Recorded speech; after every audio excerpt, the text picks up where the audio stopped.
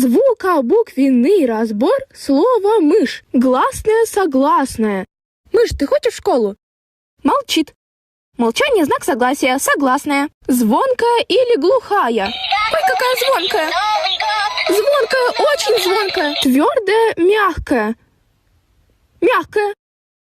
Парная, непарная. У меня одна мышь, значит непарная. Ударная, безударная. Конечно, безударная. А если будешь себя плохо вести, будешь ударная. Количество звуков и букв. Так, букв. 1, 2, 3, 4. 4. Звуков. Как у мышки в Новый год. И тебя сейчас тоже разберу.